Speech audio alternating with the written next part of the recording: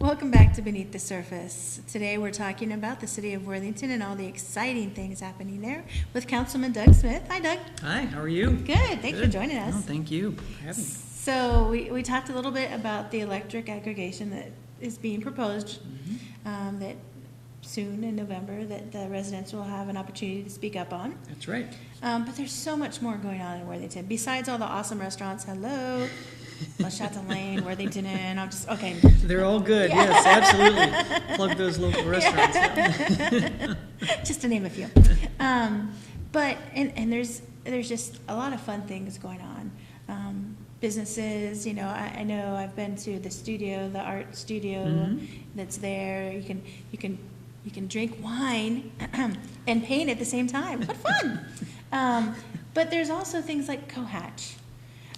Tell us a little bit about what Cohatch stands for, what it is. Yeah, Cohatch is a relatively new concept, taking an existing concept of similar to the Columbus Idea Foundry or what some might call an incubator type of concept, but really localizing it for folks within a community and within the neighborhoods of Worthington in this case, to really give them resources and a physical place to go and build their idea from the ground up and build a business out of their idea.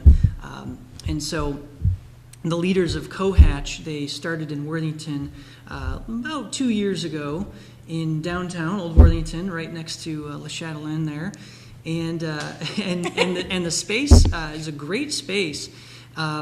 But the problem was it was a small space, and they had so many people and so many potential startup businesses coming and knocking on their door saying, hey, we'd love to get involved in this, but they just didn't have room for them. So they approached the city and said, hey, is there any way we can partner with the city to, one, find another space, a second space, to help these businesses, but two, make it more of a community engagement kind of idea where folks can have hands-on, not only learning activities, but also business creating activities. And so the city said, yeah, we actually own as a city the old library. It's the Kilbourne building right there on the Village Green. And over the years, we've done many repairs to it, new roof, new HVAC system, interior upgrades, all that. And this place was just ready to go. And so when the Cohatch folks came to us and said, hey, we're looking for some space, we had just the idea for them. Right there in downtown Worthington, right on the Village Green.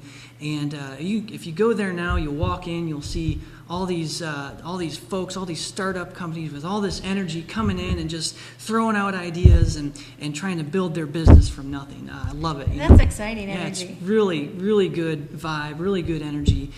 So the city actually helped them out and made an agreement with them to say, hey, when you have a business that's really taken off and starting to grow and getting maybe too big for that space, let us know and we'll work with them to find some more space in the city of Worthington so that local business can grow locally within Worthington. It's a great incubator system to keep it going. It's kind of a unique approach to the incubator system where it energizes a specific place and a specific corridor.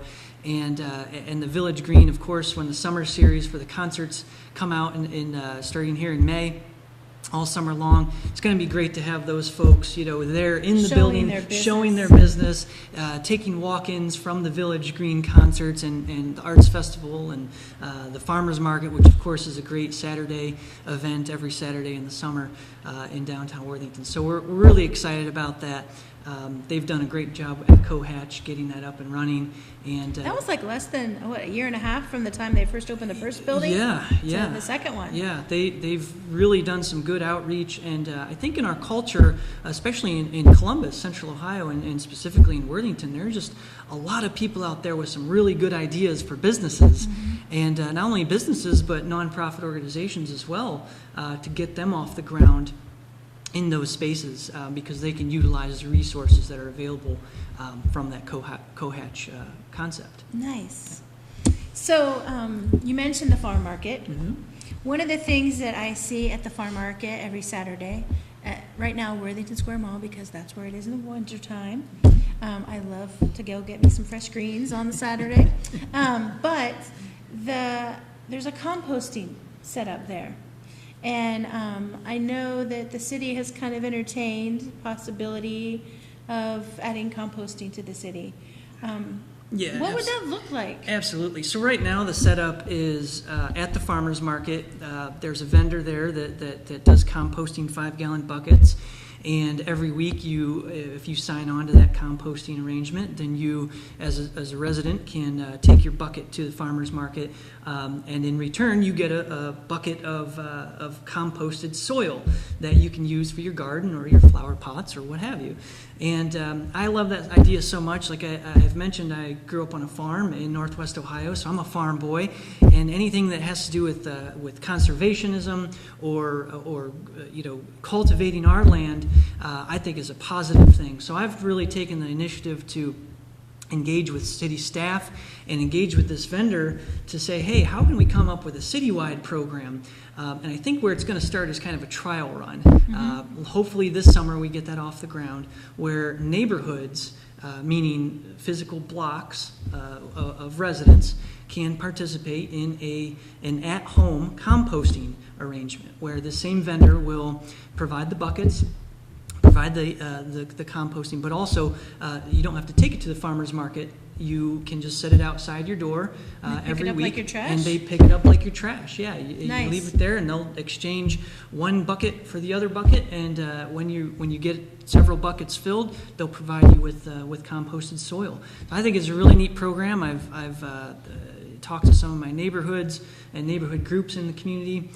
Everybody seems really excited about it, and of course, we're not going to force you to do it. If you don't want to do it, don't do it. Right. But I think there's a lot of movement there, and it's a good thing. Compost. We waste so much potential composted soil because we throw banana peel in the trash, or we throw our eggs in the trash shells, and all this. And if you talk to SWACO, our solid waste authority, they'll tell you the various percentages of potential trash that goes into the landfill that could actually be diverted out because it's compostable. Yeah. So that's what we're all about. And in the long run, not only is that good for the environment, but it's also good for our trash pickup bills, because if we get critical mass on this and a lot of people start doing it and doing the composting program, then what will happen is we'll see a reduction in our rates for our trash pickup, which the city provides. Yeah, and I have to say, last year was the first year I tried that vendor myself, and I had no idea how to compost. I just thought it sounded like a cool thing to try. And I was amazed at how much stuff you can actually put in that bucket. And what's interesting is, in between, if you will, layers of stuff, all you did was put like a paper towel and some baking soda to help break it down eventually. And from coffee grains to extra leaves from a lettuce or a salad that you're making. It was amazing to me. And then after you see it in this bucket and you think, I was throwing all that stuff away. That's right. And now it can become valuable soil. That's right. Yeah. It's amazing. And places like Oakland Nurseries and whatnot, they're charging $20 for a bag of compost soil. And here, if we have a program in place, then you're gonna get that at no cost. So, Yeah. of course, you might need more, so in that case, go to Oakland Nurseries. But the whole idea is to really educate folks, for one, let them know that, gosh, you are throwing away a lot of potential composted material here, and to help the environment in that way. So another area that you guys are talking about in the council is possibly introducing a senior advisory group. And, in a community, you have all different ages. And some people have grown up in that community and are getting ready to retire. So how does that senior advisory group look?